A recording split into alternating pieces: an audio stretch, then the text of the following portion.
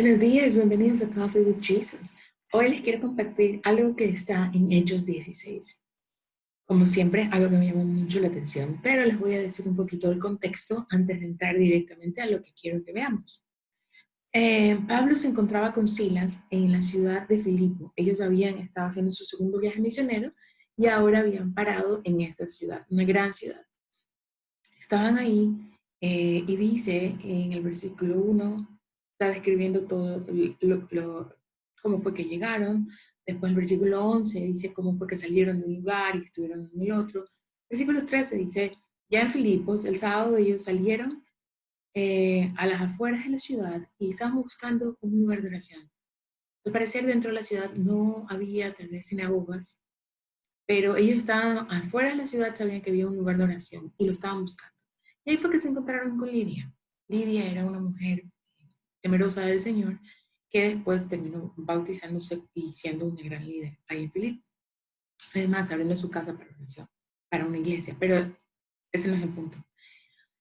Lo que sí les quería decir, bueno, algo importante de Lidia que no quería hablar hoy, pero lo voy a resaltar, es que Lidia fue la primera cristiana europea y en su casa se fundó la primera iglesia europea, iglesia cristiana europea. Entonces, que facts muy interesantes. Bueno, lo que les quería decir era más adelante, ¿no? El motivo por cual Pablo y Silas fueron a dar a la cárcel a medianoche. El versículo 16 dice que una vez ellos iban caminando, una de todas estas veces, iban caminando por las orillas del río, buscando el lugar de oración, ¿verdad? Porque iban a ir allá a hablar de Dios. Y se acerca una muchacha. Ya varias veces se le había acercado a una muchacha que tenía el poder de adivinación o el espíritu de Pitón, que podía adivinar el futuro, ¿verdad? Entonces ella estaba así, se les acerca y les comienza a hablar. El espíritu que estaba en ella les dice, versículo 17 dice, estos hombres son siervos del Dios Altísimo y le anuncian a ustedes el camino de salvación. Entonces, cuando uno lee por principita esto, dice, oye, qué bueno que un demonio reconozca, los reconozca quiénes son ellos, son siervos de Dios. Pero no solamente eso, está diciendo que el Dios Altísimo y que les está anunciando a la gente el camino de la salvación. Entonces uno ve y dice, wow, qué bien, ¿ok? Pero hay algo que es muy interesante. Si nosotros comenzamos a estudiar más profundo, los demonios no son dignos de confianza, no son alguien que yo voy a querer confiar en lo que me está diciendo, son engañosos, buscan siempre una agenda escondida, tienen su agenda escondida y buscan otra cosa. Pero lo que en griego, si nos vamos al literal griego aquí, este demonio lo que estaba diciendo es, ellos les hablan de un camino a salvación.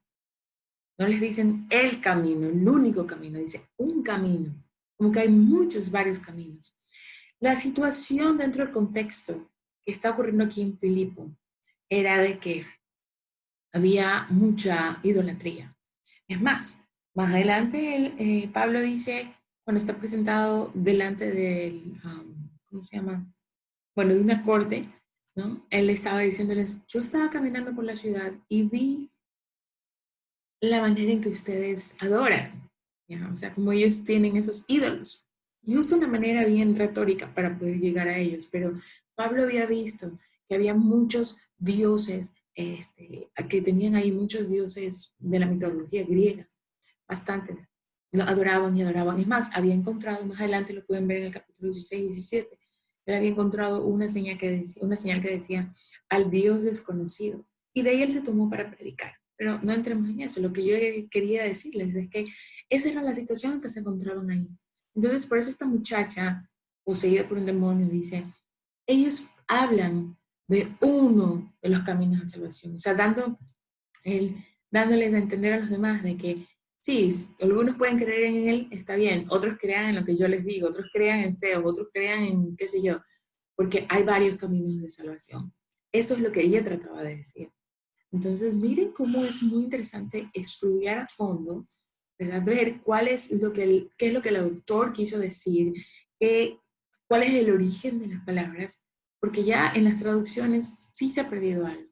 Lo que sí podemos resaltar aquí, aparte de esto, es de que el demonio reconoció quiénes ellos eran y a quiénes ellos servían. Siempre lo van a hacer. Si un demonio lo hace, ¿Cuánto más la creación de Dios? Me encanta. Entonces, y después sabemos que Pablo dijo lo que le dijo el Espíritu, ¿no? Y eso es como para otro día, pero él le dijo, en el nombre de Jesucristo, te ordeno que salgas de ella. Y el Espíritu se fue. Así de sencillo. No hizo ningún ritual, no hizo ninguna oración larga. En el nombre de Jesucristo, te ordeno. Porque tenemos ese poder y esa autoridad. Entonces son algunas cosas que les quiero resaltar hoy. Nosotros tenemos ese poder y la autoridad dada por Dios, por Jesucristo, porque el Espíritu Santo vive en nosotros. Somos hijos de Dios. ¿Ok? Y el único camino de salvación, el único, no existe otro camino para ser salvos, es por medio de Jesucristo. Jesucristo vino aquí, se convirtió en hombre, físicamente fue hombre, no dejó de ser Dios, ¿verdad? Nació, creció, se crió con su familia, llegó a su edad adulta, se bautizó, fue tentado, recibió el Espíritu Santo, ¿verdad? Murió en la cruz por nuestros pecados, por nosotros, para que el juicio de Dios no caiga sobre nosotros. Y ahora, después resucitó el tercer día, ascendió a la diestra del Padre y ahí se encuentra, intercediendo por nosotros. Va a venir pronto y va a venir como juez. Dios es bueno, mandó a su Hijo. Jesús es bueno. Tenemos al Espíritu Santo. Recordemos eso. Recordemos que la única manera, el único camino a Dios, a la salvación, a la vida eterna, es por medio de Jesucristo.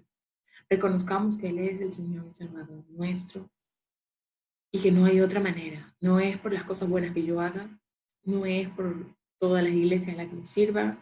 No, no se trata de acciones ni de méritos me lo voy a ganar. Se trata de reconocerlo, porque por gracia es que lo tenemos.